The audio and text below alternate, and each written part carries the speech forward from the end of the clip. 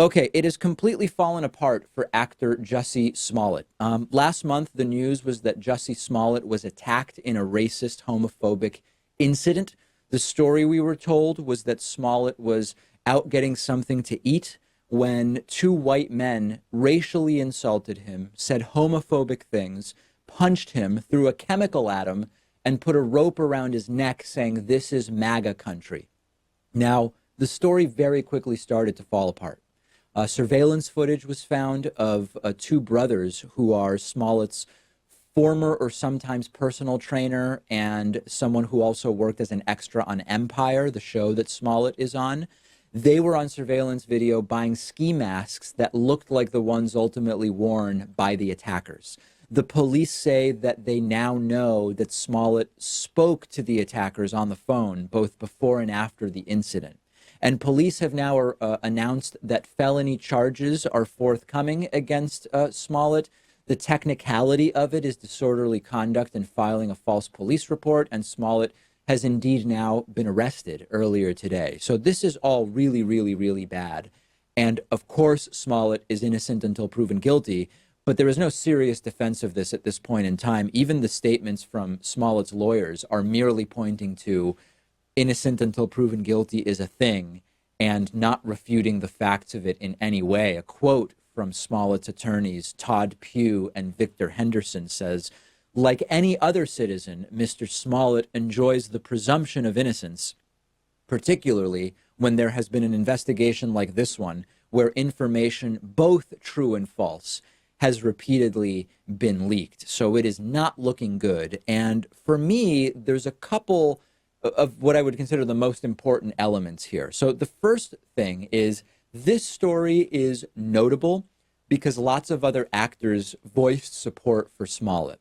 And now there are people, particularly on the American right, who are criticizing actors that voiced support for Smollett because they didn't question the facts of the story.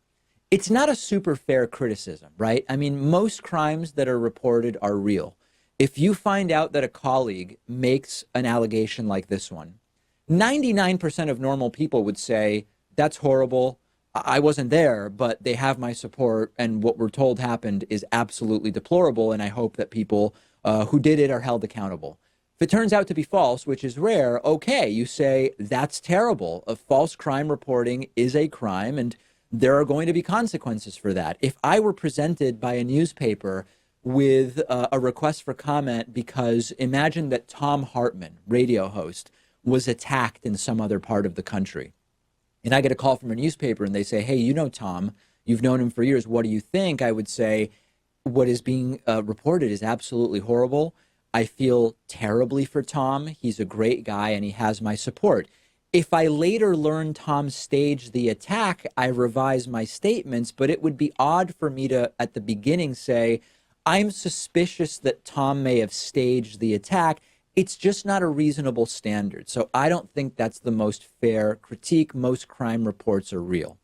The second issue here is the idea of people getting away with false crime reporting and false rape reporting as some kind of serious epidemic in the United States of America. There's no evidence that people are getting away with this in any significant numbers. And in fact, this fell apart, right? Smollett isn't getting away with it. And that's why, much like when we talk about false rape reports or in-person voter fraud, when people actually try to do it, very often they're caught and they suffer the consequences. And we have systems in place to punish people who falsely report crimes. So I don't think, Pat, that that's really a fair criticism, that this illuminates the epidemic of false crime reporting. He got caught. The system worked as designed. This sort of overlaps with what you said there. I've been watching a lot of right-wing media accounts on this, and they claim that this extends far beyond just Smollett, that this is part of the left-wing Hollywood victim culture and the oppression Olympics. Do you buy that explanation at all? No, I don't. I really don't. And we now are learning that the motivation here was that Smollett wasn't happy with his salary on Empire, and he, in some kind of harebrained way, believed that this would allow him to get a higher salary as one possibility. I think that the bottom line is that this is someone who has some pretty serious issues. I'm going to show you just a few seconds. You know, he is an actor. This is an interview he gave to Robin Roberts where he acted like it was real, and it's sort of chilling to watch it now, knowing that it appears to have been totally staged. I'm pissed off. What is it that has you so angry? Is it the attackers? It's the attackers, but it's also the attacks. It's like, you know, at first it was a thing of like, listen, if I tell the truth, then that's it, because it's the truth. Mm-hmm. Then it became a thing of like, oh, how can you doubt that? Like, how do you not believe that? It's the truth. And then it became a thing of like, oh, it's not necessarily that you don't believe that this is the truth. You don't even want to see the truth. I spoke to some of my attorney friends this morning, and they said if they were defending him in this case, they would argue some kind of mental illness, that he didn't know what he was doing, that he's troubled. It's sort of hard to argue that, though, when there was apparently so much planning and premeditation. We'll see what happens. Make sure you're following The David Pakman Show on Instagram, at David Pakman Show, for the latest show updates. We will take a quick break and be back after this.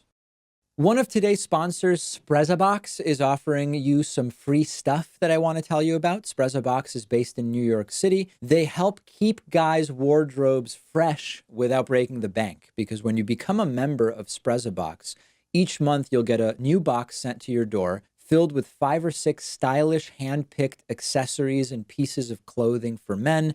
It includes high-end socks, neckties, really nice sunglasses, wallets, watches, bracelets, high-quality pens and hair combs. It's really classy stuff that makes it easy to put a little more pop into your wardrobe without having to spend a ton of money. A subscription is just $25 a month, but your new box every single month is guaranteed to have items with a combined value of over $100. A couple of the things I got are a really nice money clip, a pocket square, and some great socks. Go check out the different things that they put in their monthly boxes. They have a lot of really nice looking stuff. Everyone in our audience can get 1 month totally free when you click the link underneath this video and use the promo code PAKMAN. That's PAKMAN.